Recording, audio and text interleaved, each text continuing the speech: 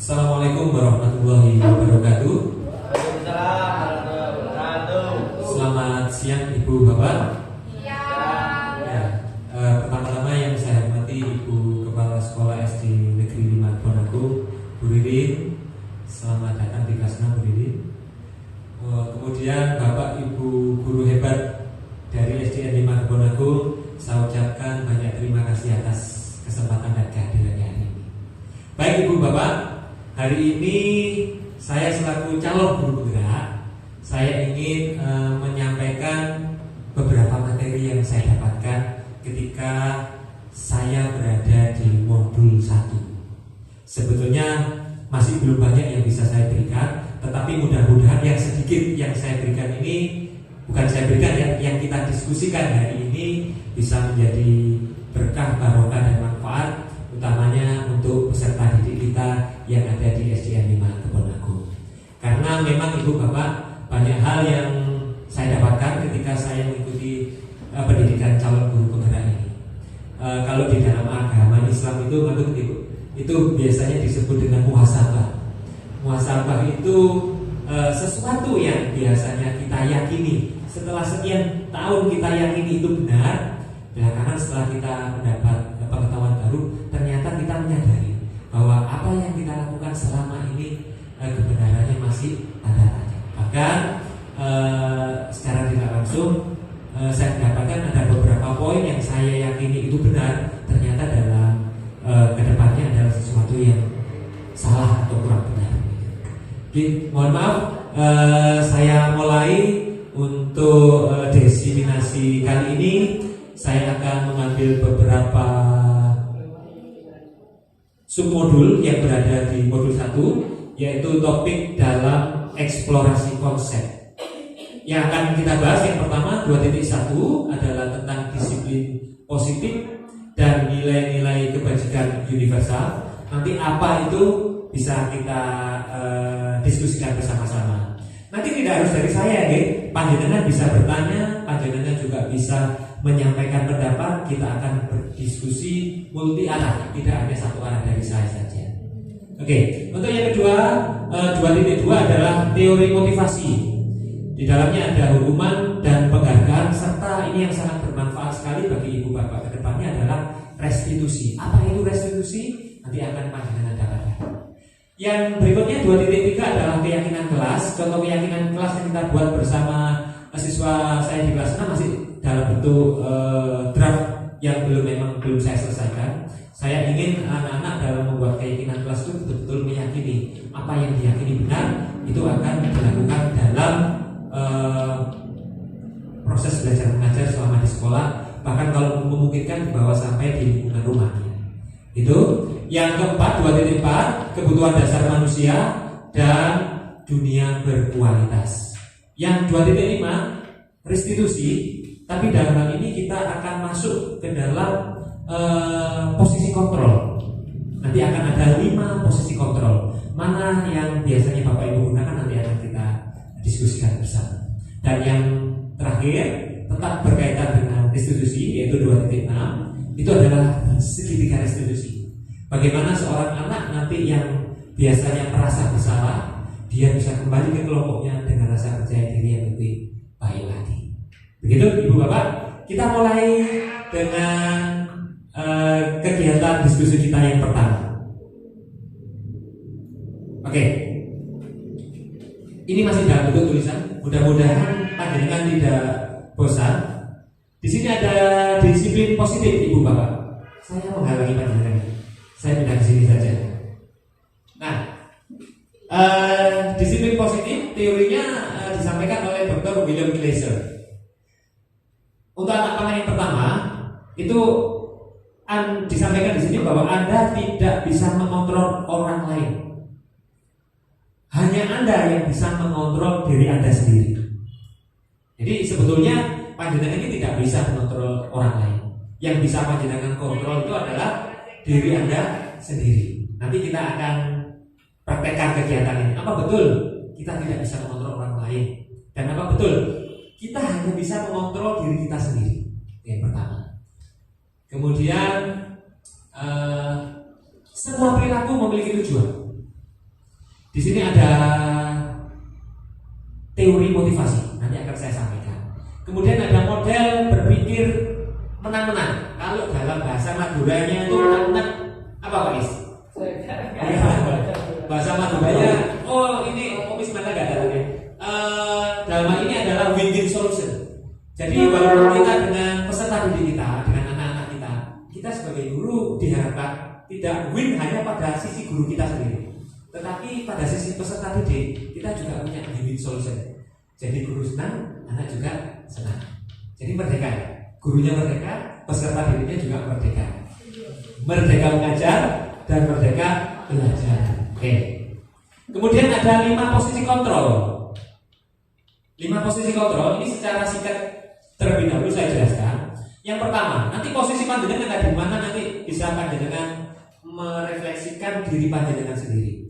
Posisi kontrol yang pertama adalah sebagai penghukum. Ya, kita ada di posisi mana, mau kita refleksikan diri kita sendiri. Yang kedua adalah pembuat rasa bersalah.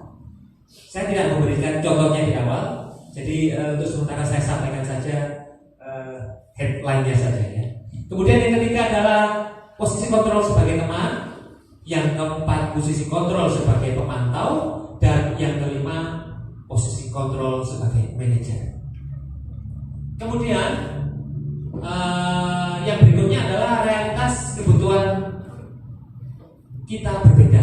Kita berusaha memahami pandangan orang lain tentang dunia. Setiap orang memiliki gambaran yang berbeda-beda. Sama dengan kita mendidik anak didik kita, Bapak Ibu. Kalau diibaratkan kita petani, anak didik kita ini adalah macam-macam tanaman. Misalnya yang duduk di sebelah kita ini, Bu Ririn ini adalah tanaman jagung. Kemudian di sebelahnya adalah tanaman padi. Yang sebelahnya lagi tanaman apa ya? Yang terkenal bunga bangkai mungkin ya. Jadi sebetulnya peserta didik kita itu kita ibaratkan sebagai tanaman. Tentu saja perlakuan kepada peserta didik kita bisa tidak Bapak Ibu kita samakan begitu? Tidak bisa. Tanaman jagung ya kita harus kita rawat seperti tanaman jagung. Tanaman padi harus kita rawat seperti tanaman padi. Tidak bisa kita samakan. Ya, seperti itu. Jadi memang peserta didik kita punya karakter masing-masing. Baik. Kita kembali ke yang hijau sekarang nih Bapak Ibu.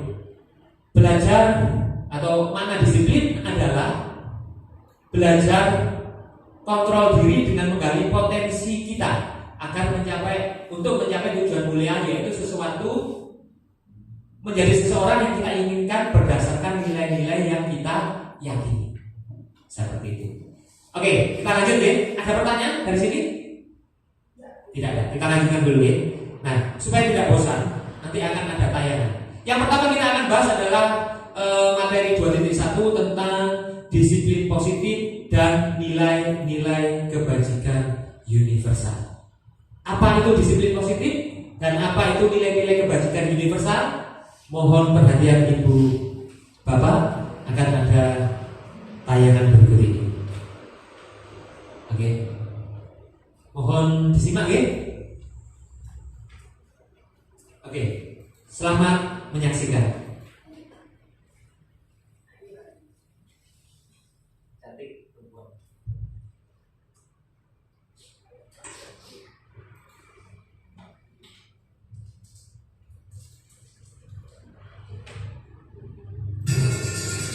Ini sudah pernah bilang kan sama kalian semua. Mohon disimak. Kalau ibu sengaja mengambil yang pertama untuk mata pelajarannya ibu, untuk melatih kalian disiplin.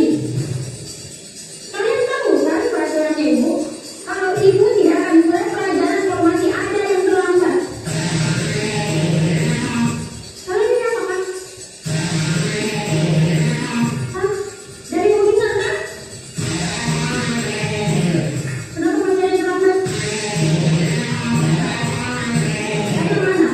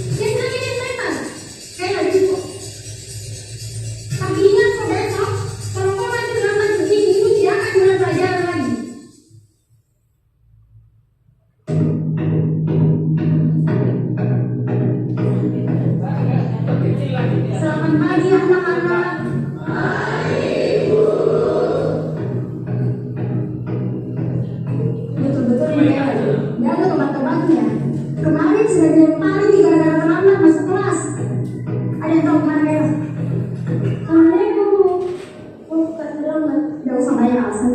Berdiri depan. Sepanjang pelajaran minggu hari ini, kok berdiri terus di depan? Terlambat sih.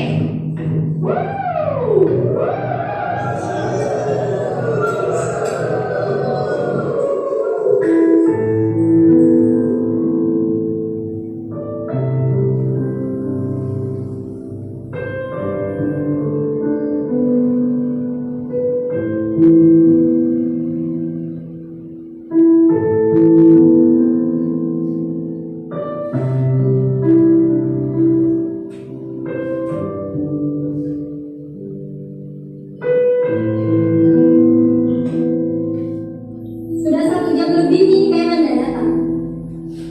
Kira-kira ini tahu kemana Kailan? Mungkin hari ini tidak masuk ibu, karena aku tidak kasih surat orang tuanya.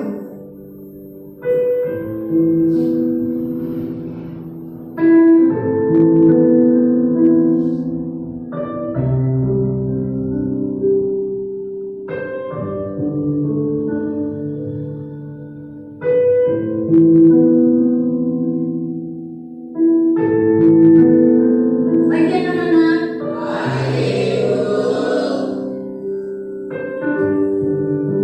Masuk kok Kayla. Dan terlambat pukul lagi. Kayla ke depanku. Mana Bu? Berdiri kok di situ. Hari ini saya sudah terlambat udah kenal sekitar buku. Kok tidak masuk kok kemana? Sekarang jelaskan kok kepada kita semua di sini kenapa kau selalu terlambat dan malam kemarin kau tidak masuk. Kayla, jelaskan kok. Bicara kok. Kayla. Maafkan tak teman-teman. Karena gara-gara saya, kalian semua nggak belajar. Hari pertama, saya terlambat karena mamaku demam berdarah.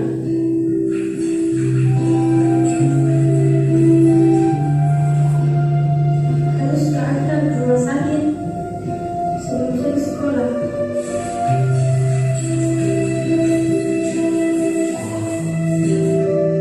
Hari kedua, saya terlambat ke sekolah karena harus ke rumah sakit setelah pemakaman mamaku baru saya ke sekolah.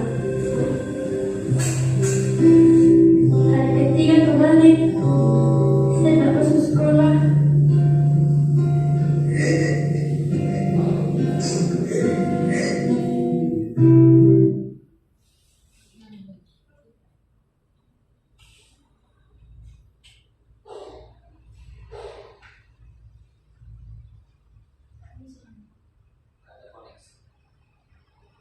Pilih uangku.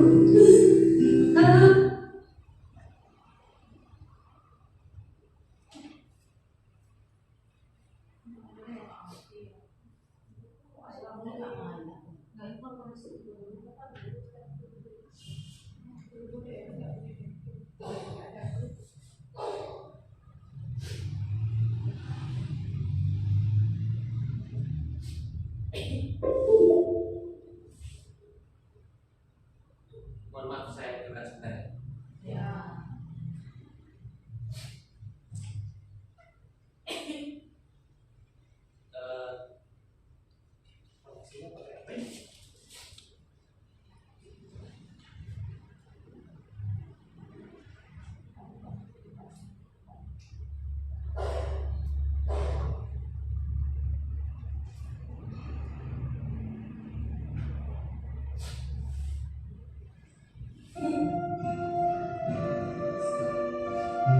Saya kira kalian semua matematika. Lempar kan Pak? Lempar. Saya kira begitu kan?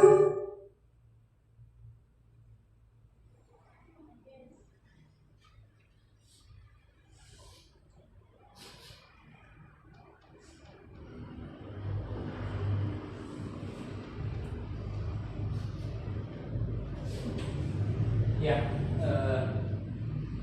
sebentar ya.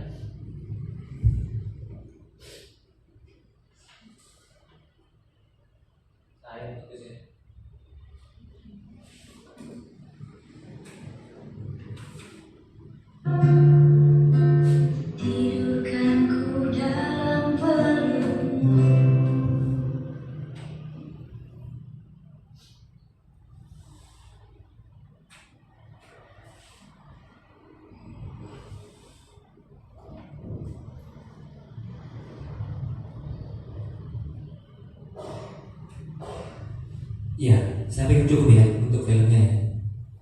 Karena kalau kita lanjutkan butuh waktu yang agak cukup lama. Kita hentikan saja sambil mengusap umbelnya. Ya, berkaitan dengan video yang baru saja kita simak,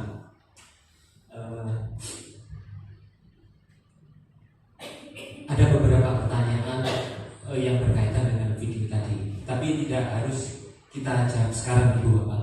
Jadi apakah sebetulnya makna disiplin itu? Mungkin si Ibu Guru tadi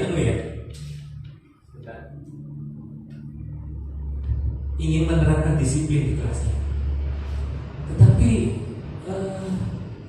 disiplin yang seperti apa yang bisa membuat anak didik kita itu memang melaksanakan sesuatu atau melakukan sesuatu itu bukan karena sebuah keterpaksaan, ya. Jadi memang kedisiplinan itu bisa muncul dalam diri hati peserta didik kita. Karena kalau itu merupakan sebuah keterpaksaan, maka masa waktu disiplin anak-anak kita itu hanya disiplin ketika ya ada di sekolah kita saja, ketika ada ibu bapak guru. Tetapi akan berbeda lagi ketika dia bersikap atau berperilaku di luar kendali bapak ibu guru. Itu yang pertama. Kemudian ada teori kontrol atau stimulus respon yang harusnya kita terapkan kepada anak didik kita atau peserta didik kita. Kalau stimulus respon nanti bagaimana dampaknya? Kalau kita menggunakan teori kontrol bagaimana dampaknya? Nanti sama-sama akan kita bahas. Kemudian yang ketiga adalah nilai-nilai kebajikan apa yang seharusnya bisa ditanamkan kepada peserta didik kita. Dan yang keempat, murid itu menerima hukuman atau konsekuensi.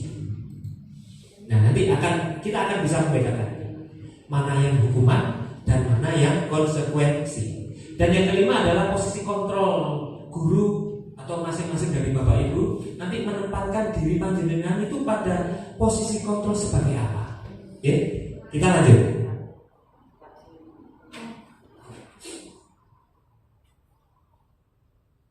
Nah, ini bapak ibu yang perlu kita garis bawahi. Sebetulnya apa sih makna daripada kata disiplin itu? Saya khawatir disiplin dalam hal ini nanti bisa menyempitkan kata atau arti daripada kata disiplin itu. Oleh karena itu kita harus betul-betul memahami sebelum kita mendisiplinkan anak, bagaimana kita bisa memahami kata disiplin itu. Apa maknanya? Nah, yang pertama kata disiplin itu berasal dari kata Latin disiplina yang artinya belajar. Loh Pak, Bu, disiplin itu loh artinya belajar. Mungkin sebelumnya Bapak Ibu sudah mengerti kalau kata disiplin itu berasal dari kata belajar. Kalau belum berarti ya mudah-mudahan kita sama-sama mengetahuinya bersama dan kita belajar untuk bisa menerapkan kata disiplin ini kepada peserta didik kita dengan lebih baik lagi. Kemudian makna asal dari kata ini berkonotasi dengan disiplin diri dari murid-murid Socrates dan Plato. Itu ada teorinya pembelajaran. Kita tidak bahas di sini. Yang ketiga, disiplin diri membuat orang menggali potensinya untuk mencapai sebuah tujuan. Apa yang dia hargai? Artinya di sini dengan disiplin dia ingin mengeksplorasi potensinya supaya dia menjadi seseorang yang dia inginkan sesuai dengan cita-citanya. Nah, namun ini yang perlu kita garis bawahi Pak. Namun dalam budaya kita, dalam budaya sekolah kita, makna kata disiplin ini telah berubah. Tanpa kita sadari bahwa makna kata disiplin itu telah berubah menjadi sesuatu yang dilakukan seseorang pada orang lain atau pada peserta didik kita untuk mendapatkan tanda kutip kepatuhan. Panjenengan pasti mengatakan kalau anak yang patuh itu adalah anak yang disiplin. Nah, seperti itu. Kecenderungan umum adalah menghubungkan kata disiplin dengan ketidaknyamanan. Saya khawatir anak-anak melakukan sesuatu yang dalam tanda kutip kata disiplin itu anak-anak melakukannya tidak dengan rasa yang bahagia. Maka tidak ada sudah yang namanya merdeka belajar. Karena apa? Mereka tidak bahagia dalam melaksanakan kegiatan belajar mengajar di sekolah. Berarti kata merdeka itu sudah tidak tercapai. Seakan-akan kontradiktif dengan kata disiplin. Satu sisi ada kata disiplin, satu sisi ada kata merdeka belajar. Oke, kita lanjutkan. Bukan dengan apa yang kita hargai atau pencapaian satu tujuan mulia. Nanti akan kita ulas lebih dalam lagi. Kita lanjutin Bapak Ibu. Oke. Nah, ini yang berkaitan dengan teori kontrol. Sebetulnya panjenengan bisa tidak mengontrol orang lain. Apakah betul yang bisa panjenengan kontrol itu hanya diri panjenengan sendiri? Nah, mohon untuk itu panjenengan kan dulunya sudah berpasang-pasangan ini ya. Panjenengan bermain peran, Pak Ahmad bisa berdampingan dengan Bu Erma, Pak. Nah, monggo Pak Is dengan Pak Diki, Bu Ika dengan Bu Tika, Bu Maria dengan Bu Henry, ya. Ini ada dua peran, ada A dan ada B, ya. Anda dan teman Anda. Sobilah secara kertas, mungkin di depan panjenengan ada kertas, Pak. Kalau tidak ada, tidak perlu. Ada kertas, ya. Cari kertas. Oke, perannya dibagi. Siapa yang berperan sebagai A dan siapa yang berperan sebagai B. Sobilah cari kertas kecil, tuliskan benda atau sesuatu yang sangat berharga. Monggo, panjenengan tuliskan nama benda atau sesuatu yang sangat berharga menurut panjenengan. Monggo, silakan. Pada hitungan ke-10 sudah ya. 1, 2. Tidak, satu saja. Panjenengan tulis saja namanya di situ. Apa? Yang satu saja, satu benda yang menurut panjenengan itu sangat berharga. Oke? Lek berharga itu ya mesti kan mesti jenengan kekeh untuk mempertahankan ya. Nah, seperti itu. Letakkan di salah satu tangan Anda. Sudah? Letakkan di salah satu tangan, boleh dilipat atau diutul, terserah. Itu sesudah itu genggam dengan segala daya. Buatlah sebuah kepalan. Tunjukkan dengan kepalan. Sabun? Bu ini sudah? Oke. Sudah Pak? Oke. Pak Ahmad, Bu Erma berperan sebagai A. Kemudian teman Anda, berarti yang tidak membawa kertas, ini panjenengan berperan. Teman Anda B. Kalau di sini A berarti Bu Erma, B Pak Ahmad, Bu Ingar A, Bu Tika B, yang pegang Pak Is A, Pak B, panjenengan dengan saya Bu. Sudah ditulis belum? Oh iya, sebenarnya panjenengan ini ya. Ya, nah saya pegang, ya, saya pegang. Sudah pegang semua, sudah dipal. Nah, sekarang yang B akan mencoba sekuat tenaga dengan berbagai cara untuk meminta, ya, meminta Anda memberikan benda tersebut. B dengan cara membujuk, mengancam, menghardik, merayu, menyuap, atau apa saja agar dapat membuka kepala tangan Anda. Silakan dicoba. Apa yang terjadi? Silakan. Ayo Pak, silakan Pak. Ayo Pak.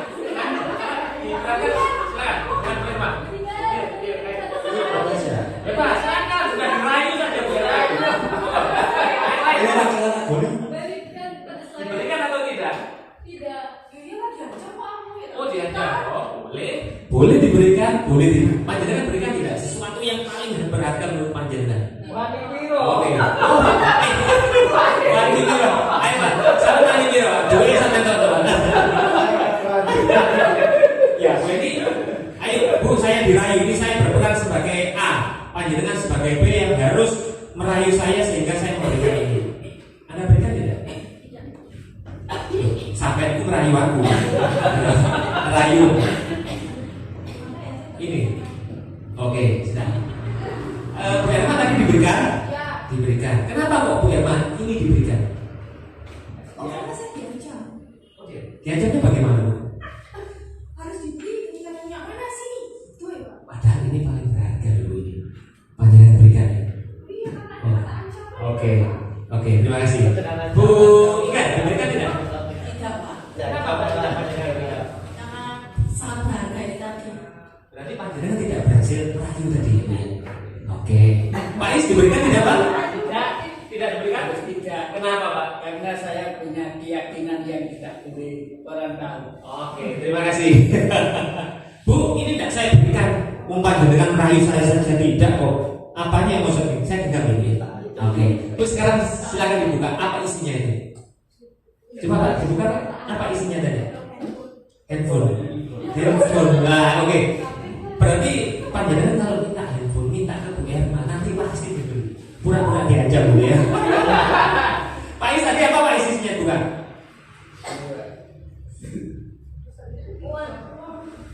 Apa ini Pak? Aja. Apa itu Pak maksudnya? Allahumma itu keyakinan saya. Oh iya, keyakinan yang tidak bisa dirayu Pak. Ini sebuah keyakinan yang kuat. Bu ini tidak. Sekarang Bu ingat apa isinya Bu ingat?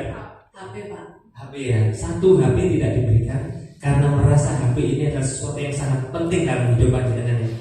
Pak Jono gampang mau dikai Nokia. Ya, baik, terima kasih Bu. Kita lihat ya yang berikutnya. Nah, ini paradigma stimulus respon dan teori kontrol. Oke, sebelum kita bahas yang ke sini, artinya di sini tadi ya Bu, dari 4 peran tadi yang digunakan 3 lewat 1 ya Bu ya. Artinya di sini bahwa kita tidak bisa mengontrol orang lain. Kalau orang lain itu tidak berkehendak untuk dikontrol. Dari 4 pasangan tadi yang berkehendak untuk dikontrol adalah Bu Erma. Mudah dikontrol. Baik, ya artinya begini loh Bapak Ibu, kita tidak bisa memaksakan kehendak kita kepada siswa. Ketika siswa itu tidak membiarkan kita atau menerima kita untuk bisa mengontrol dirinya, kita tidak bisa memaksa itu. Ya, itu. Kita lanjut pada paradigma stimulus respon dan teori kontrol. Ini penting Bapak Ibu. Saya khawatir kedepannya kita masih ada menggunakan stimulus kontrol, stimulus respon. Panjenengan tahu teori behavioristik? Ya, bagaimana Bu? Bu Tika, bagaimana teori behavioristik dulu? Beristik ini punya Pavlov ya, yang anjingnya dimasukkan di dalam kandang, terus ada bel, ada apel lagi, terus Tapi apa? tulang ada tulangnya. Terus dari itu tiap beberapa menit dibelkan itu kan ya. Baik, terima kasih. Tepuk tangan untuk Bu Tika dulu. Betul sekali. Jadi ada stimulus respon. Anjing itu akan keluar kalau ada stimulus bunyi bel, itu diartikan dikasih makanan ya. Entah itu daging, entah itu tulang ini ya. Nah, seperti itu menggunakan stimulus. Stimulusnya berupa tulang atau daging, responnya anjing itu keluar untuk bisa makan. Itu stimulus respon. Tapi bagaimana dengan kaitannya dengan peserta didik? Mari kita lihat tabel berikut ini. Ini siapa sesungguhnya yang memiliki kontrol? Ini ada kaitannya dengan yang tadi Mas ya. Stimulus respon. Kita mencoba mengubah orang agar berpandangan sama dengan kita. Ini termasuk stimulus respon. Kalau teori kontrol itu berbeda. Kita berusaha memahami pandangan orang lain tentang dunia. Jadi kalau stimulus respon itu kita mencoba mengubah agar pandangan orang lain itu sama dengan kita. Tidak ada keberagaman di situ. Itu stimulus respon. Yang kedua, perilaku buruk dilihat sebagai suatu kesalahan. Kalau stimulus respon melihat perilaku buruk itu adalah sebuah kesalahan. Tetapi berbeda dengan teori kontrol bahwa semua perilaku memiliki tujuan. Seperti film yang panjenengan lihat tadi, dia datang terlambat menurut gurunya buruk kan? Karena gurunya menggunakan stimulus respon. Tapi ketika ibu guru tadi mencoba untuk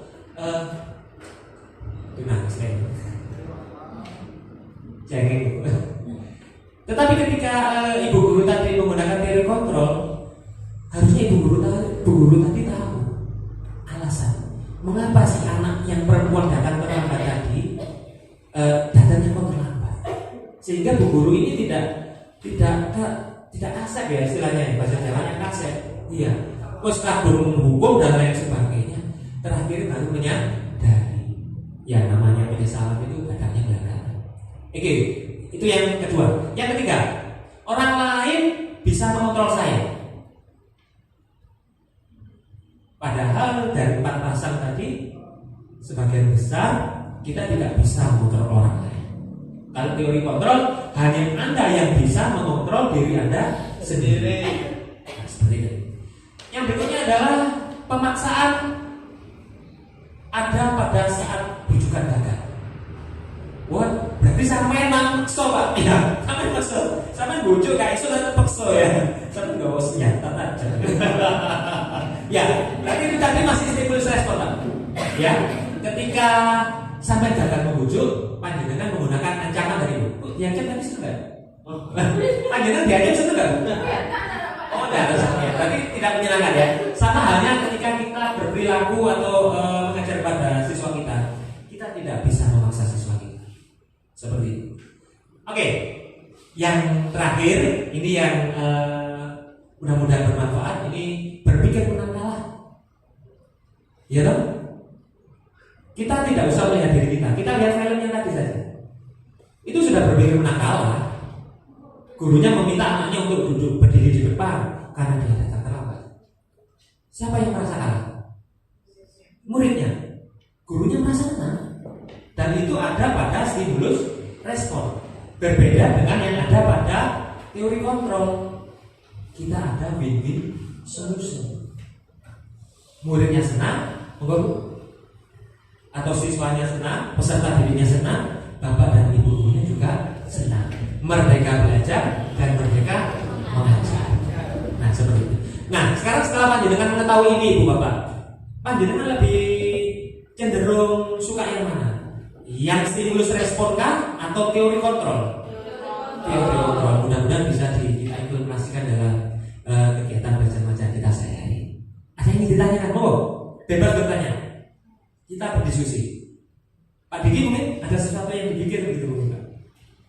Belum ya, kalau belum kita lanjut ya. Kita lanjut. Oke. Manakah yang terbaik untuk mendidik disiplin? Tentu saja seperti yang sudah kita sampaikan tadi, ada pada teori kontrol. Hati-hati dengan kata kontrol ya. Ingkar ya harus ada hati-hati. Hiburan ya beliau kan. Baik, perubahan paradigma teori kontrol. Ilusi itu hanya bayangan saja, tidak nyata. Guru mengontrol murid. Ilusi bahwa kritik membuat orang merasa bersalah, dapat menguatkan karakter. Itu ilusi saja. Ilusi juga bahwa semua penguatan positif efektif dan bermanfaat. Ilusi juga bahwa orang dewasa memiliki hak untuk memaksa. Pak Amar, jangan memaksa lagi ya Pak ya. Jangan mau dipaksa dulu. Oke, kita lanjut. Oke. Nilai-nilai kebajikan universal. Nilai-nilai kebajikan adalah sifat-sifat positif manusia yang merupakan tujuan mulia yang ingin dicapai oleh setiap individu. Jadi nilai-nilai kebajikan universal, satu individu dengan individu lain bisa berbeda-beda. Seperti yang ada di sini Bapak Ibu, ini adalah nilai-nilai kebajikan yang dituliskan oleh anak-anak. Ini satu anak dengan anak berbeda-beda. Karena apa? Keinginan atau sesuatu yang ingin dicapai oleh tiap orang tidak sama. Coba saya tanya aja. Siapa yang sejak kecil dulu ingin jadi guru di sini? Hanya Bu Ida. Oh, Bu Ida. Oke. Yang lain? Tidak bercita-cita jadi guru, tapi jadi guru sekarang. Luar biasa. Tepuk tangan dulu kita semuanya. Oke, lanjut. Nah ini nilai-nilai tersebut bersifat universal dan lintas berbahasa, suku bangsa, agama maupun latar belakang. Setiap perilaku atau perbuatan memiliki tujuan. Tujuannya sebetulnya hanya ada 3. Nanti akan saya jelaskan. Apa sih tujuannya sikap dan perilaku itu ya? Kemudian bagaimana kita bisa mengaitkan nilai-nilai kebajikan yang diyakini seseorang sehingga menjadi sebuah motivasi intrinsik terbangun dalam diri siswa. Nanti juga akan saya jelaskan. Oke, nilai-nilai kebajikan yang ingin dicapai itu ada pada profil pelajar Pancasila yang menjadi tujuan pendidikan nasional. Ada beriman bertakwa kepada Tuhan Yang Maha Esa dan berakhlak mulia bersama dengan visi misi kita ya. Ada mandiri, bernilai kritis, berkebinekaan global, bergotong royong dan kreatif. Tidak saya buka kesempatan bertanya karena masih ada kehadiran. Oke, kita langsung masuk pada eksplorasi konsep teori motivasi, hukuman, penghargaan dan restitusi. Oke, apakah Anda setuju dengan pernyataan ini? 1. Hukuman dapat mendisiplinkan anak. Monggo, siapa yang setuju? Hukuman dapat mendisiplinkan anak. Tidak ada yang tunjuk jari, berarti tidak ada yang setuju ya. Mudah-mudahan tidak ada yang hukum kalau begitu ya. Karena ternyata dalam hal ini panjenengan tidak mempunyai pemikiran sama sekali bahwa hukuman itu dapat mendisiplinkan anak. Yang kedua, pemberian hukuman dengan hal positif seperti membaca dan membersihkan halaman sekolah dapat meningkatkan disiplin anak. Siapa yang setuju? Setuju. Oke. Pemberian hukuman dengan hal positif ya. Wis tak hukum dengan membaca atau membersihkan lingkungan dapat meningkatkan disiplin anak. Oke. Berapa orang yang setuju ini? 1, 2, 3, 4, 5. Oke. Yang ketiga, memberi penghargaan dapat meningkatkan motivasi belajar siswa. Silakan di Bu ini setuju? Nah, kemarin kan? Nanti. Oke, sesuai dengan namanya. Oke, hampir 80% menyatakan bahwa memberi penghargaan dapat meningkatkan motivasi belajar. Kita lanjut. Ini teori motivasi perilaku. Yang pertama, kita langsung peserta didik aja, atau panjenengan juga bisa. Baik peserta didik maupun panjenengan melakukan perilaku itu hanya ada 3 tujuan. Yang pertama adalah menghindari ketidaknyamanan atau hukuman. Ya, panjenengan merasakan deh. Kalau biasanya panjenengan juga melakukan sesuatu untuk menghindari ketidaknyamanan atau hukuman. Misalnya Bu, sampai mbak sepeda motor tapi lek ono polisi digawe, lek gak ono polisi gak digawe. Kan gitu ya. Nah, motivasi yang seperti ini adalah motivasi eksternal. Yang motivasi ini muncul dari luar diri individu tersebut. Tidak dari hatinya. Tapi karena ada sebuah tekanan, ada sebuah ancaman, sehingga Bu Erma tadi memberikan HP-nya kepada Pak Ahmad tadi. Yang berarti motivasinya pemberian tadi gak ikhlas Pak. Karena apa? Motivasinya motivasi eksternal. Itu yang pertama. Yang kedua, untuk mendapatkan panjenengan melakukan sesuatu itu hanya untuk mendapatkan imbalan atau penghargaan, baik dari seseorang maupun dari istri. Terus aku melakukan ini oleh gaji, ya kan? Tidak ya? Kalau tidak berarti sudah masuk dalam motivasi intrinsik. Kalau iya, panjenengan masih melakukan sesuatu untuk mendapatkan imbalan dan imbalan dari orang lain atau institusi, motivasinya yang muncul adalah motivasi eksternal, tetap dari luar. Mana yang bisa memunculkan tujuan disiplin yang positif? Ternyata ada pada poin yang ketiga, Bapak Ibu. Yang ketiga apa? Menghargai diri sendiri. Saya akan menjadi orang seperti apa bila saya melakukannya. Ini adalah motivasi yang muncul dari dirinya sendiri, dari dalam hati sendiri.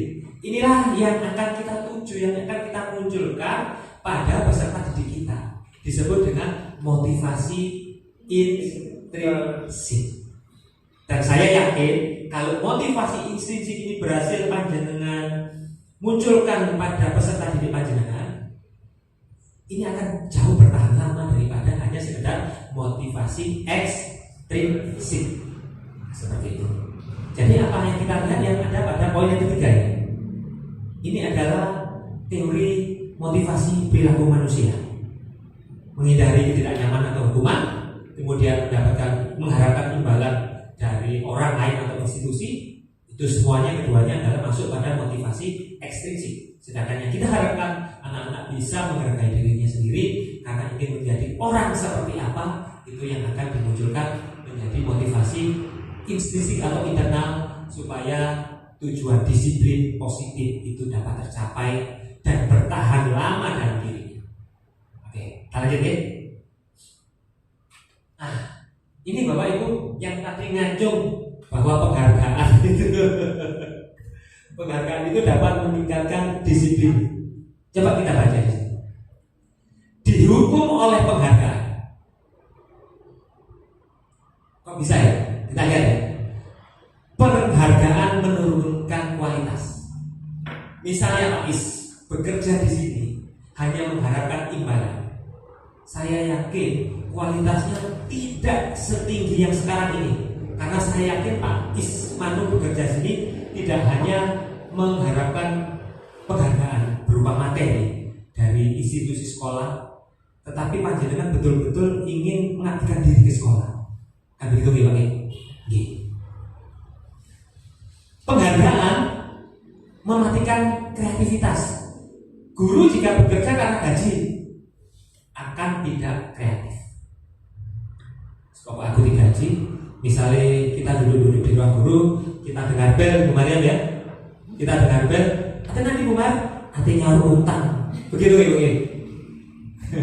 Ya itu berarti motivasinya masih pada motivasi ekstrinsik. Kemudian yang ketiga, penghargaan mengurangi motivasi intrinsik. Anak yang biasa diberi hadiah tidak akan melakukan sesuatu tanpa diberi hadiah. Contoh Bapak Ibu. Kalau saya sendiri. Lalu apa mau melakukan sesuatu? Aku oleh cuan kan gitu. Jadi budayanya jadi seperti sekarang ini di Indonesia itu banyak sekali. Nyingapu tuh budaya di Indonesia itu melakukan sesuatu wanitiro kan gitu ya kan begitu ya Mas ya, tadi kan begitu ya, wanitiro lek aku melakukan perilaku A B C sampai wani kayak aku biro. Nah ternyata itu sebenarnya merupakan sebuah kebiasaan lama yang kita terapkan pada peserta didik kita. Karena apa? Kita biasa memberikan penghargaan kepada siswa kita. Oke, panjenengan memberikan penghargaan pada siswa yang ranking 1, 2, dan 3. Apa panjenengan bisa merasakan bagaimana perasaan anak-anak yang ada di peringkat bawah? Merasa dihargai tidak? Sekarang saya tanya, yang berada di peringkat bawah-bawah itu merasa dihargai atau merasa dihukum? Dihukum Bapak Ibu. Seperti itu. Jadi ternyata menurut teori belajar yang diyakini oleh Kementerian Pendidikan dan Budaya kita bahwa penghargaan ini motivasinya masih motivasi ekstrinsik. Padahal yang kita kejar adalah motivasi intrinsik. Bagaimana kita bisa membangunkan motivasi intrinsik peserta didik kita. Seperti itu. Masih mau menghargai anak-anak Bapak Ibu? Memberikan penghargaan kepada anak-anak? Saya kembalikan ke panjenengan. Oke, terima kasih. Kita lanjut. Oke, tindakan dulu. Yang pertama, mencatat 100 kali dalam buku kalimat saya tidak akan terlambat lagi karena terlambat datang ke sekolah. Ini hukuman atau konsekuensi? Hukuman. Ya, betul. Tepuk tangan untuk kita semua. Ini hukuman. Padahal positif ya, nulis nyatet ya sebenarnya. Tapi kita masih hukuman. Lanjut. Lari mengelilingi lapangan 2 kali, tamat termasuk apa? ketiga, murid diminta pusat 15 kali karena tidak menggunakan masker di sekolah. Hukuman. Kita lihat. Menggantikan kertas tugas teman yang telah dicoret-coret. Konsekuensi, betul. Membersihkan tumpahan air di meja tulis karena tersenggol pada saat belajar. Konsekuensi. Murid disuruh untuk mengenakan sepatu seharian di sekolah karena tidak mengenakan sepatu hitam. Ini maksudnya begini, murid disuruh tidak mengenakan sepatu seharian di sekolah karena tidak mengenakan sepatu hitam. Mungkin datangnya pakai warna putih atau apa? Konsekuensi atau hukuman? Hukuman. Ada hukuman, ada konsekuensi. Kita lihat. Hukuman. Tepuk tangan untuk guru ini. Yang terakhir, lari. Ini hukumannya dengan hubungannya dengan Pak Amar atau Pak Dini. Lari mengelilingi lapangan basket 2 kali karena terlambat 10 menit untuk pelajaran PJOK. Yuk, hukum Pak Amar. Hukuman atau konsekuensi? Hukuman. Kita lihat. Apa Pak Ibu? Konsekuensi. Kenapa kok konsekuensi Pak? Karena di saat waktu pembelajaran PJOK mungkin. Betul, tepuk tangan untuk Pak Diki. Karena apa? Ini masuk pada pelajaran PJOK. Tapi kalau seandainya anak ini tidak pada pelajaran PJOK, masuk ke proses belajar mengajar biasa, itu termasuk hukuman. Nah, luar biasa Bapak Ibu. Saya saja tidak bisa menjawab tepat seperti panjenengan dengan luar biasa. Tepuk tangan. Ya, kita lanjut lagi. Oke. Ini perbedaan antara hukuman dan konsekuensi. Kalau hukuman itu sesuatu yang menyakitkan harus terjadi. Tapi kalau konsekuensi adalah sesuatu yang memang harus terjadi. Seperti mengganti kertas teman yang tadi dicoret-coret tadi, itu konsekuensi dan memang harus terjadi. Dan saya pikir itu tidak menyakitkan karena anak menyadari tanggung jawabnya. Oke, kita agak cepat ya karena waktu kita terbatas, Bapak Ibu. Oke, sebentar. Oke, ini yang penting Bapak Ibu. Apa itu restitusi? Panjenengan sudah pernah mengenal kata restitusi belum? Pernah tapi tidak tahu. Oke, kita lihat ya supaya kita tahu bersama-sama. Restitusi adalah menciptakan kondisi bagi murid untuk memperbaiki kesalahan mereka. Ya, kalau dia berbuat salah biasanya kan dia akan merasa malu mengungkapkan, malu berperilaku, rasa rendah dirinya tinggi ya.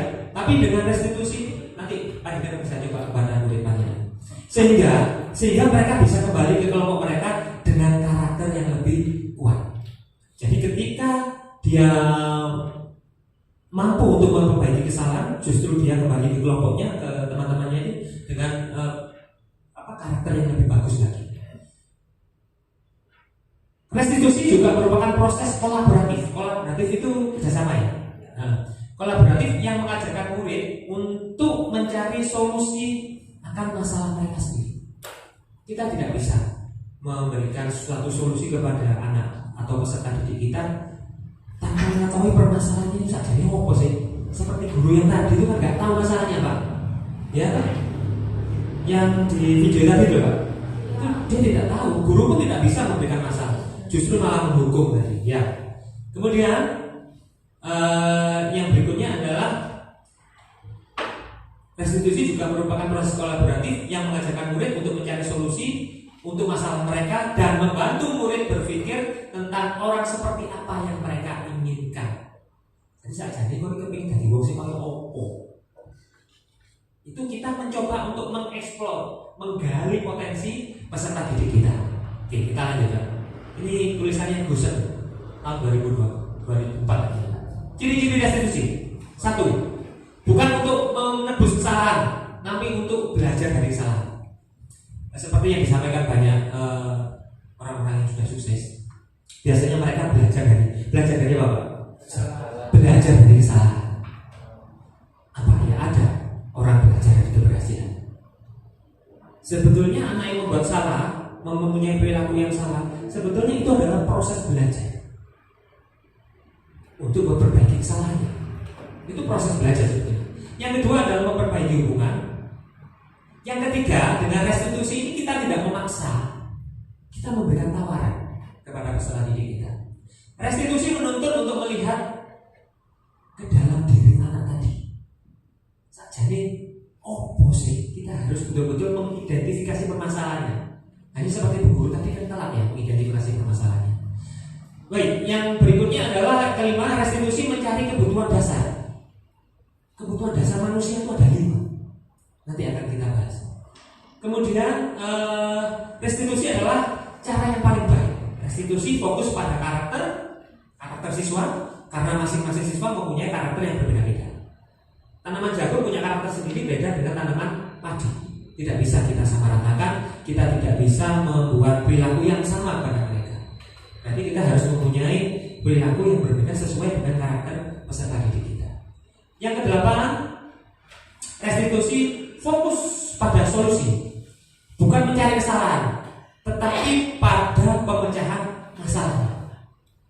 Dan yang ke-9, restitusi mengembalikan murid yang berbuat salah pada kelompoknya dengan karakter yang lebih kuat lagi. Seperti apa? Kita lihat. Oke. Ini kalau saya bacakan akan lama. Nanti akan saya berikan soft copy-nya kepada panjenengan. Nanti panjenengan bisa belajar sendiri. Oke. Ada identitas gagal, ada identitas sukses. Satu saja nih supaya bisa membedakan. Identitas gagal, hukuman, sesuatu yang menyakitkan peserta didik yang harus terjadi. Konsekuensi, ya memang sesuatu yang terjadi karena peserta didiknya menyadari dan punya tanggung jawab. Kemudian kalau restitusi itu memberikan choices atau pilihan supaya terjadi apa? Win-win solution. Choice-nya itu dari guru, pemuridnya juga. Choice-nya itu berasal dari diri siswa sendiri. Kita hanya merangsang mengeksplorasi. Jadi kita upayakan siswa itu bisa memberikan solusi terhadap permasalahannya sendiri. Artinya apa? Kita harus mengeksplorasi kemampuan atau potensi siswa. Karena apa? Sebetulnya siswa kita punya banyak potensi. Hanya saja mungkin saya kurang bisa mengeksplorasi potensi siswa kita. Nah, sebetulnya belajar itu kan membicarakan masalah itu. Ya, belajar itu tidak hanya sekedar menghafal, tidak hanya sekedar tulis dan hitung saja, tapi yang paling bermakna adalah belajar ketika anak-anak ini di sekolah. Ini sebagai jembatan. Jembatan dari mana? Jembatan dari rumah menuju ke masyarakat. Jembatannya adalah sekolah ini.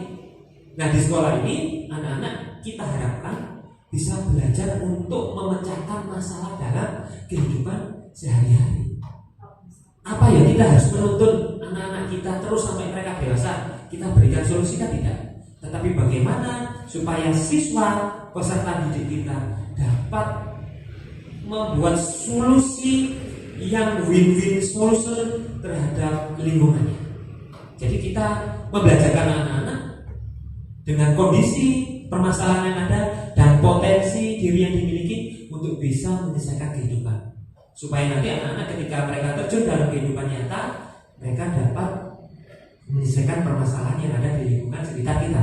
Dan harapan saya tidak hanya masalahnya sendiri, bahkan dia bisa mewarnai kehidupan. Mereka bisa membantu memecahkan masalah tetangganya, temannya, saudaranya, dan juga orang lain. Seperti itu, Ibu. Itu choices-nya ya. Jadi kita munculkan dari diri siswa. Untuk yang lain nanti kita akan share saja di ya. Nah ini merdeka tenang. Ya, menurut Ki Hajar Dewantara, merdeka itu tidak hanya terlepas dari perintah. Kalau panjenengan memerintah anak-anak didik atau peserta didik kita, berarti anak-anak didik kita itu merdeka apa enggak? Belum merdeka. Ya, akan tetapi cakap buat memerintah dirinya sendiri. Satu contoh, Bu Tika pernah masuk di kelas 6 ya, Bu Tika ya. Bu Tika bingungan Bu di kelas 6 ini.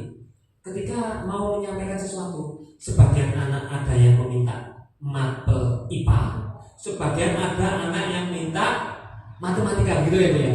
Ketika panjenengan menentukan salah satu, mereka ya rame seperti itu. Karena memang begitu. Pada dasarnya kita tidak bisa sepandai-pandainya kita sebagai guru. Misalnya Bu ini tanaman jagung dan Bu Erma ini tanaman padi. Saya tidak bisa merubah tanaman jagung ini menjadi tanaman padi. Karena profesinya memang masing-masing, individunya beda-beda.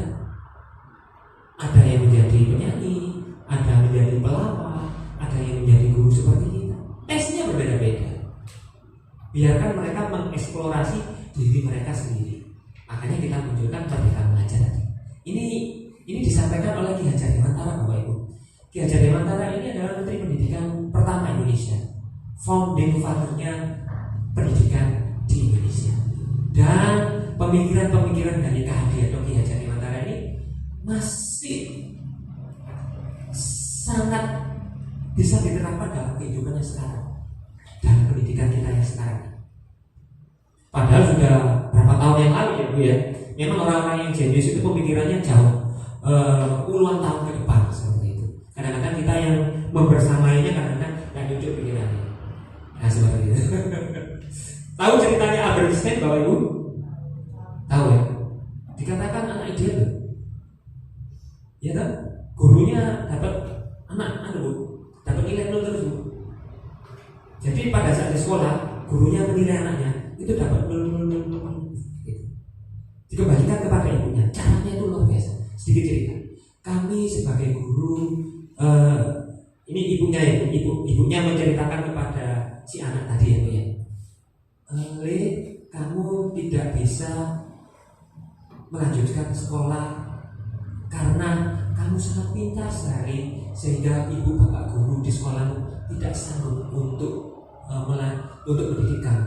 Jadi kamu harus dikembalikan kepada ibu. Si ibu tadi berkata seperti itu kepada anak yang menurut gurunya tadi idiot. Tahu yang terjadi Bapak Ibu? Setelah sekian puluh tahun ke depan, anak ini menjadi anak yang sukses luar biasa, bahkan menjadi seorang penemu. Nah pada saat yang sukses ibunya sepenemu ini meninggal. Wes pokoknya sukses oke ya kan, suksesnya belum tentu gitu kan. Pokoknya jadi ilmuwan dulu. Setelah dia menjadi ilmuwan terkenal, ibunya meninggal. Setelah meninggal, dia ringkes-ringkes barang Bu. Dia menemukan sebuah surat. Namun pinjam kertas dulu. Sebuah surat seperti ini. Ini adalah surat yang dibacakan ibunya ketika dia dikeluarkan dari sekolah. Tahu isi suratnya? Tidak seperti yang disampaikan ibunya, bahwa si anak tadi anak yang jenius, anak yang luar biasa, sehingga bapak dan ibunya tidak bisa mengajar, terpaksa dikembalikan ke orang tua. Setelah dibaca oleh anak ini tadi, tahu isi suratnya yang dituliskan oleh ibu dan bapak gurunya. Si anak ini adalah anak yang bodoh, yang tidak bisa apa-apa di sekolah, ya toh, sehingga harus dikembalikan kepada orang tua. Jadi ibunya tadi berbohong untuk menanamkan apa? Menanamkan keyakinan kepada anaknya, sehingga anak ini menjadi sukses. Ternyata kesuksesan seorang anak itu sangat dipengaruhi oleh keyakinan. Maka dari itu kita coba nanti kita membuat sebuah keyakinan, karena keyakinan itu pengaruhnya sangat luar biasa sekali. Sehingga anak ini dia tadi Bu, dia menangis bercucuran air mata. Dia ya, begitu luar biasanya seorang ibu ini. Bukan dia berbohong, tetapi dia ingin meyakinkan bahwa anaknya, bahwa dia adalah anak yang sukses, bahwa dia anak yang pandai. Walaupun si ibu dan bapak guru sekolah menyatakan bahwa anak ini adalah anak yang bodoh seperti itu. Ternyata keyakinan itu sangat perlu sekali. Ini adalah salah satu contoh ibu yang berhasil. Mudah-mudahan ibu yang di sini akan menjadi ibu yang berhasil dalam mendidik anak-anaknya. Amin. Oke, kita lanjut. Itu nangis ya. Oke, keyakinan kelas ibu bapak. Ya, kita agak bercepat. Mengapa tidak peraturan saja? Mengapa harus keyakinan kelas? Sekarang saya tanya berkaitan dengan yang tadi.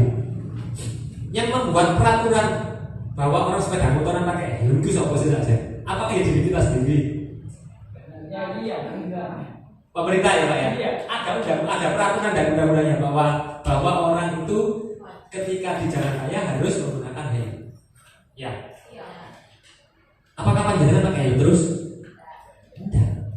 Ya orang polisi itu pakai helm, betul ya? Lek karena polisi nyantai orang polisi ya karena itu kan Bapak Ibu, karena itu adalah sebuah peraturan. Tetapi kalau seandainya Bapak Ibu ini diyakinkan bahwa pakai helm itu penting untuk keselamatan panjenengan, ya toh? Karena apa? Berdasarkan survei kecelakaan itu yang paling banyak meninggal dunia adalah mereka yang tidak menggunakan helm, sehingga apa kepalanya terbentur ke aspal, terjadi kegawatan dan sebagainya. Kalau itu muncul dari keyakinan diri panjenengan, ono polisi, ada polisi, sama helm apa enggak? Pakai. Karena itu adalah sebuah keyakinan. Maka dari itu di sini disampaikan, mengapa tidak peraturan saja? Mengapa keyakinan kelas? Seperti itu. Mengapa kita memilih peraturan? Harus menggunakan dengan ini sudah saya jelaskan. Oke, kembali lagi harusnya datangnya kalau ada polisi pakai helm tadi motivasi eksternal atau ekstrinsik. Tetapi kalau datangnya dari hati panjenengan itu adalah motivasi intrinsik. Lebih baik mana kalau begitu Bapak Ibu? Motivasi ekstrinsik atau intrinsik? Intrinsik yang datangnya dari dalam diri kita. Oleh karena itu dalam proses belajar mengajar, saya sendiri juga masih belajar bagaimana caranya kita supaya bisa meyakinkan anak didik kita supaya berperilaku itu berdasarkan motivasi intrinsik. Pak Nuh, ya dengan sholat itu dulu kalau pas ada Pak Yai atau tidak Pak? Atau ada orang tua? Nah ya, sejak kecil otomatis sudah sholat. Berarti motivasinya dari dalam diri. Tapi karena orang tua dan lain sebagainya, berarti motivasinya masih ekstrinsik. Yang bagus adalah yang intrinsik. Oke, budaya. Oke, kita lanjut saja ini.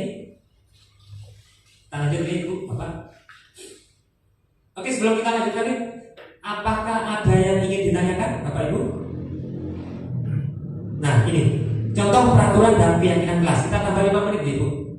Peraturan sesuatu selalu kembalikan buku ke tempatnya. Ini adalah peraturan. Keyakinan kelasnya adalah berupa tanggung jawab. Kalau anak itu habis membaca tidak mengembalikan buku pada tempatnya, berarti anak itu masih belum punya keyakinan. Tanggung jawabnya masih belum muncul. Dilarang mengganggu orang lain itu peraturan, tapi kalau keyakinan kelas menghormati orang lain. Hadir di sekolah 15 menit sebelum pembelajaran dimulai itu peraturan, tapi kalau keyakinan kelas menghormati orang lain dan kita punya komitmen. Jadi komitmen itu penting. Dilarang melakukan kekerasan. Nah, itu adalah peraturan. Kalau keyakinan kelas, keselamatan dan menghormati orang lain. Dilarang menggunakan narkoba. Itu adalah peraturan. Tapi kalau kita sadarkan kesehatan diri kita sendiri, itu adalah sebuah keyakinan. Ya. Kemudian gunakan masker. Itu masih peraturan. Ya. Maka pada itu kita tidak pakai masker karena kita menganggap itu masih peraturan. Kalau Bu Ririn ini merupakan keyakinan Ibu ya. Oke, yang terakhir jangan berlari di kelas atau koridor, itu masih peraturan. Keselamatan dan keamanan itu adalah sebuah keyakinan.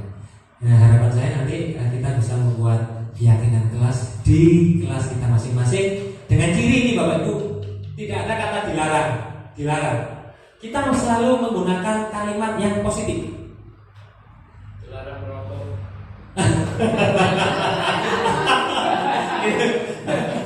Ya, seperti itu ya. Kita menggunakan kalimat-kalimat yang positif supaya kita bisa memunculkan motivasi intrinsik, bukan karena keterpaksaan. Ya, oke. Terima kasih. Eksplorasi konsep. Ya, kita lanjut saja. Nah, ini kebutuhan dasar manusia Ibu Bapak. Ini kebutuhan dasar manusia itu adalah satu, terpenuhinya rasa kasih sayang dan merasa diterima. Itu yang pertama. Yang kedua, berhak dong anak-anak kita itu senang. Berhak gak Bapak Ibu? Karena itu memang kebutuhan dasar manusia. Panjenengan butuh gak kebahagiaan ini? Betul. Kalau panjenengan bahagia umurnya insya Allah panjang. Karena mempengaruhi kesehatan ya. Kemudian penguasaan. Penguasaan dalam hal ini bukan dalam artian panjenengan menguasai milik orang lain, tidak. Menguasai diri contohnya adalah anak merasa berkompeten. Oh, aku punya kompeten. Aku punya kompetensi untuk melakukan A, melakukan B, melakukan C. Dia punya rasa percaya diri bahwa dia bisa melakukan sesuatu. Itu artinya penguasaan. Saya khawatir karena penguasaan ini bisa bias. kepada hal yang sifatnya agak sedikit merugikan orang lain. Kebebasan, anak-anak perlu nggak kebebasan Bapak Ibu? Panjenengan pun perlu itu. Ya, kebebasan perlu. Terus ini yang paling penting adalah bertahan hidup. Tidak hanya panjenengan, hewan, tumbuhan juga mereka beradaptasi untuk mempertahankan hidupnya. Nah, kalau seorang anak atau peserta didik itu melakukan suatu kesalahan, itu kalau panjenengan mau mengidentifikasi sebetulnya adalah ada salah satu kebutuhan dasar manusia yang tidak terpenuhi. Misalnya siapa ya? Afin misalnya, itu sebenarnya harus pokok cari perhatian aja. Ternyata setelah kita coba tanya, kita komunikasi sama Afin, karena ya ini loh, yang tanda cinta ini tidak banyak dia terima di rumahnya ibu bapak. Makanya dia selalu cari perhatian, selalu dekat. Ketika saya datang, Pak, aku ini aku, pintar, ya wis. Karena saya memahami bahwa Alvin ini bukan tanaman jagung seperti Bu Dede atau tanaman padi seperti Bu Maria, tapi jenis tanaman yang lain yang tidak bisa kita perlakukan sama. Tidak lagi kita harus selalu berpikir positif bahwa manusia dilahirkan ke dunia ini pasti punya sesuatu yang sebagai bekal hidup ya. Tidak selalu benar-benar. Oke. Ya. Oke, ini adalah jadi kalau misalnya ada peserta didik panjenengan yang melakukan sebuah kesalahan, coba panjenengan telusuri kira-kira kebutuhan dasar mana yang belum terpenuhi. Coba panjenengan penuhi. Ya, tapi memang tidak bisa dalam jangka waktu pendek ya. Tidak bisa anak peserta didik kita ini kan sekarang usianya kalau di kelas 6 sekitar 11-12 tahun. Tidak bisa masa waktu yang 11-12 tahun itu kita seperti membalikkan tangan itu langsung kita bisa menyelesaikan. Tidak bisa. Tetapi kita coba perlahan-lahan, kita memahami, kita coba mengerti kondisi anak tersebut supaya secara perlahan juga kita bisa memenuhi kebutuhan dasar hidupnya. Gitu. Ada yang kita tanyakan? Tidak ada, kita lanjut. Oke, 5 posisi kontrol. Nah ini 5 posisi kontrol. Panjenengan ada di posisi mana? Yang pertama, saya kecewa sekali dengan kamu. Tadi ada 5 posisi kontrol itu ya. Yang pertama penghukum. Yang kedua posisi kontrolnya sebagai pembuat rasa bersalah. Yang ketiga adalah sebagai teman. Yang keempat adalah pemantau. Yang kelima adalah manajer. Waduh, agak begini mau hafal ya. Saya jadi dulu ya apa tapi di pasar paling ngerti loh. Sama dengan belajar ya. Ya, saya kecewa sekali dengan kamu. Ini posisinya gimana? Ayo. Ya, pembuat merasa bersalah.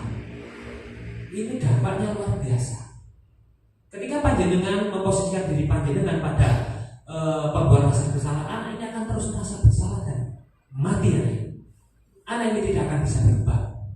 Tidak seperti anak yang diyakinkan oleh ibunya bahwa dia anak yang pintar, padahal di surat dari ibunya katakan anak ini yang bodoh. Dihidupkan sama ibunya loh tadi. Ya, seperti itu. Kalau panjenengan berada pada posisi pembuat rasa bersalah, anak ini tidak akan bisa berubah. Karena dia akan merasa bersalah dan merasa tidak mampu. Dalam dia, kamu tidak pernah benar melakukan. Ini adalah posisi penghukum. Ya. Ayolah lakukan demi ibu dan bapak sebagai teman ya. Teman. Oke. Berikut pernyataannya, apakah kamu mau mendapatkan stiker atau bintang hari ini? Yo, sebagai apa? Ayo, biasanya di kelas apa dikasih stiker bintang? Ya. Kita lihat ini adalah sebagai pemantau. Nah, bagaimana kamu bisa menyelesaikan masalah ini? Ya, yang terakhir. Jadi, ya betul. Itu sebagai manajer.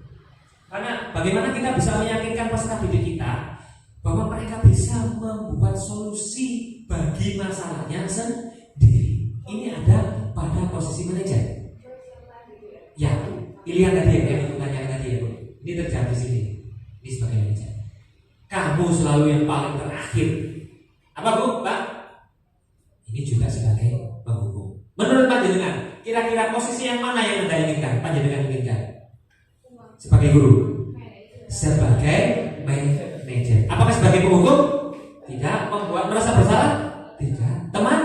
Tidak. Apakah cukup sebagai pemantau? Tidak. Yang paling baik adalah sebagai manajer yang bisa memberikan banyak pilihan dalam kehidupan ini. Oke. Hidup itu kan pilihan ya Bapak Ibu ya. Bapak Ibu tadi mau saya duduk di sini atau tidak, itu juga sebuah pilihan. Terima kasih atas pilihannya. Oke, ini posisi kontrol. Nanti kita akan, insya Allah kita bagikan ke panjenengan supaya lebih memahami lagi. Nah, ini bergerak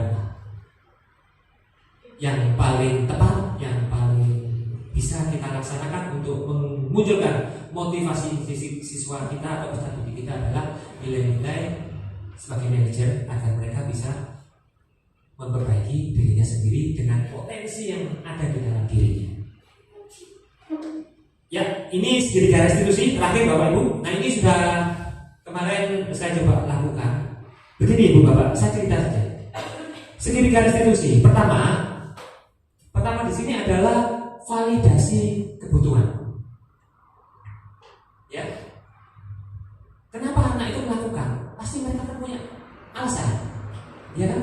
Pasti punya alasan. Itu yang akan kita validasi kebutuhannya. Jadi kebutuhan dasar hidup apa yang dibutuhkan oleh peserta didik? Karena anak melakukan sebuah kesalahan atau perilaku menyimpang, itu ada salah satu kebutuhan dasar hidup yang belum terpenuhi. Nah, ini coba kita validasi. Oke, itu. Kemudian menstabilkan identitas. Ya, Pak Ade di sini tidak mencari kesalahanmu, tidak membicarakan kesalahanmu, tapi bagaimana kamu bisa memecahkan permasalahan. Jadi kita berfokus tidak pada masalahnya, kita berfokus pada pemecahan masalahnya. Gitu. Jadi fokusnya kita rubah, tidak pada fokus masalahnya, tetapi pada pemecahan masalahnya. Nah, yang terakhir adalah berkaitan dengan menanyakan keyakinan. Saat jadi sampai itu diwong sing koyo opo sih? Seperti itu. Kalau dia punya keyakinan yang muncul dalam dirinya, dia akan bisa memberikan solusi kepada perilaku-perilakunya dirinya. Dia bisa memperbaiki itu secara mandiri. Dan itu memang perlu perlu latihan dan perlu proses. Oke. Menstabilkan identitas. Yang pertama ini, berbuat salah itu adalah hal yang manusiawi. Pak guru ini juga sering berbuat salah. Tidak hanya kamu. Dan disitulah muncul, oh ternyata aku berbuat salah ini gak salah semua. Pak guru yang pernah kok berbuat salah. Jadi yang pernah berbuat salah tidak hanya kamu. Disitulah kita memvalidasi kesalahan. Mereka apa?